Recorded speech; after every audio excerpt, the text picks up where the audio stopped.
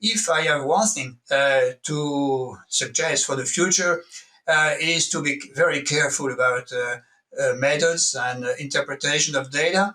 And coming back to the debate about soybean meal versus corn, clearly we should be careful about the interpretation of our data. At the same time, we should have good design for evaluating our feeds. So most attention devoted to digestibility and much less to metabolic utilization of energy. That's my advice for the future.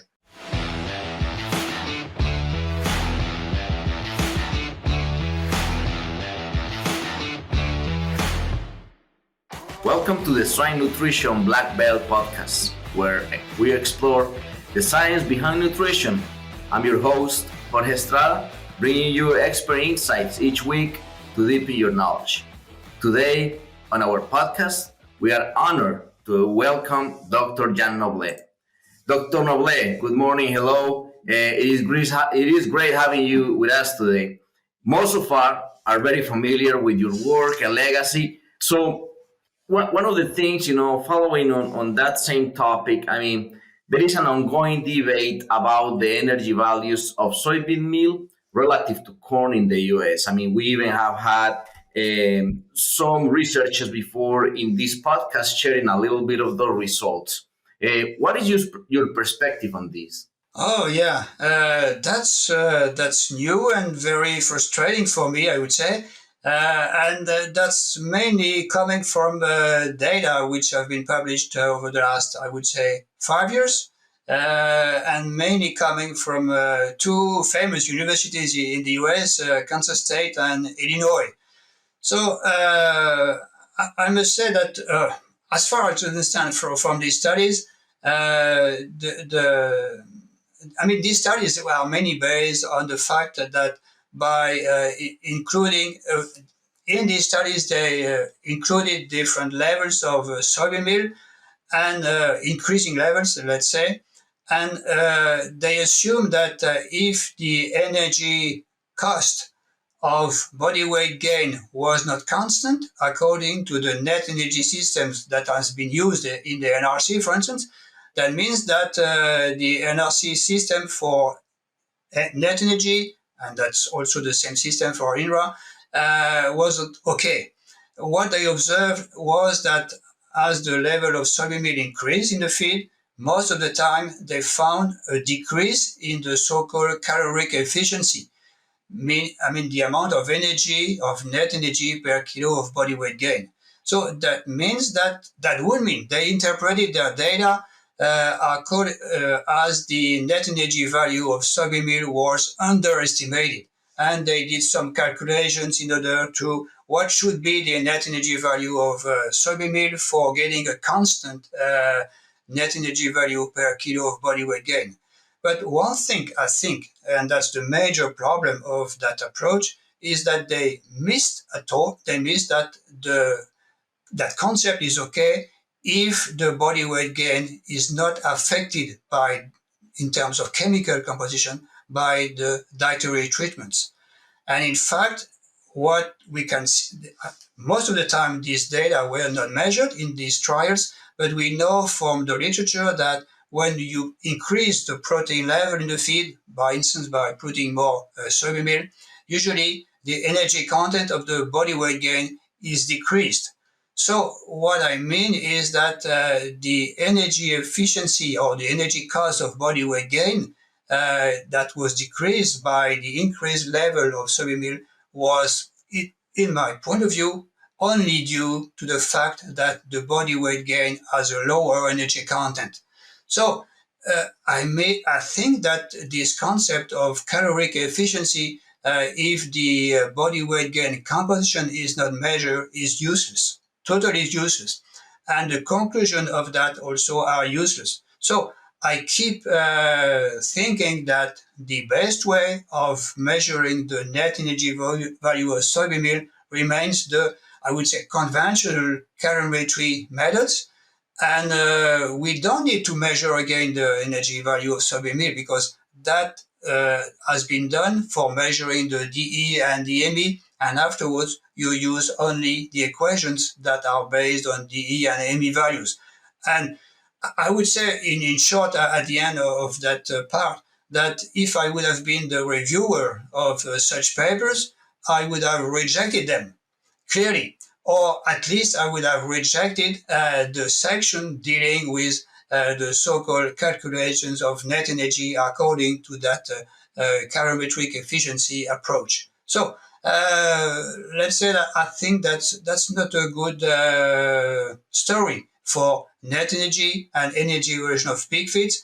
And what my main concern at the end is what should be done for all the other ingredients that contain different levels of proteins, and we are using all over the world a lot of byproducts. So I don't see any reason for dealing with a specific considerations for soybean meal. I think we should use the same system, and the system should be consistent for all the ingredients which are available, either cereals or protein-rich ingredients or fat sources and so on. So let's continue to use net energy as it was in the past. I think I don't want to defend my system, but I just want to pay attention to the fact that this approach is not correct for energy evaluation. It measures the response of the animals to different protein levels in the feed, that's clear, but it doesn't measure anything else.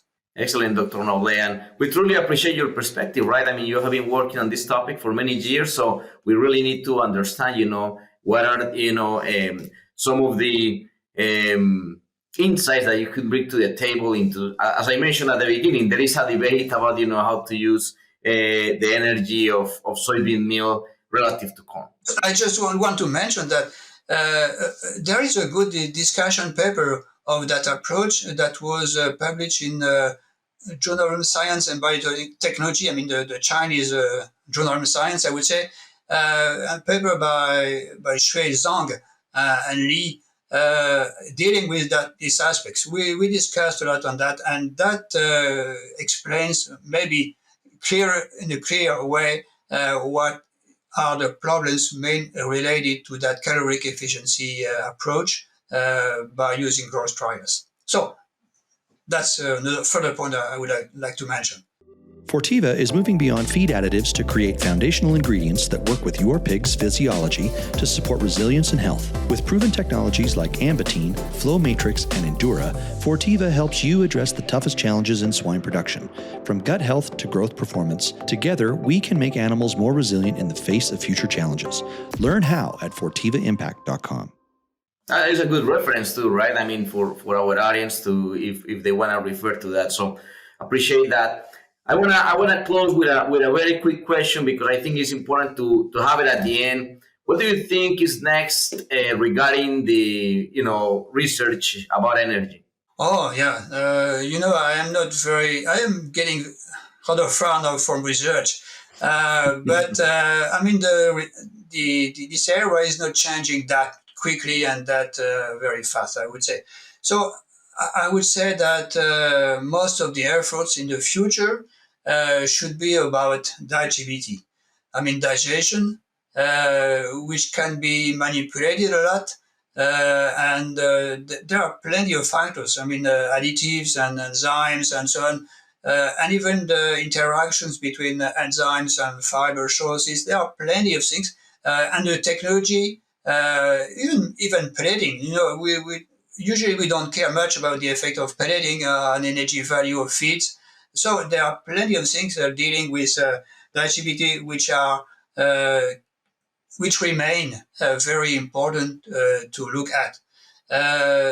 With regard to net energy, I would say that I don't know that nothing should be done again, but most of the work has been done. There are some aspects that maybe deserve to be more studied. It's maybe a little bit more theoretical. I mean, that's the relationship between the dynamics of digestion, availability of nutrients in the gut, and the use that is made by the animal afterwards in terms of protein gain and fat gain and so on. So that's, and at the end, that should be a more modeling approach. But there are still some very basic studies to be done And I would say that I have been in my career a lot. I have been editor-in-chief of Animal, and I've corrected and reviewed, and I keep reviewing a lot of papers. And I remain very frustrated by the low quality of some methodologies and some errors which are done for evaluating the feed. So if I have one thing to suggest for the future, is to be very careful about methods and interpretation of data. And coming back to the debate about soybean meal versus corn, clearly we should be careful about the interpretation of our data. At the same time, we should have good design for evaluating your feeds. So most attention devoted to digestibility and much less to metabolic utilization of energy. That's my advice for the future. But I don't know, I'm not in the game anymore, so that's up to these young people. You are still in the game, Dr. Noblet. We keep using the questions that you put together. So, anyways, Dr. Noblet, thanks again for joining us today. Everyone, thanks for listening to the Swine Nutrition Blackbelt Podcast. Don't forget to subscribe and leave us some comments. Join us in our next episode. Thank you.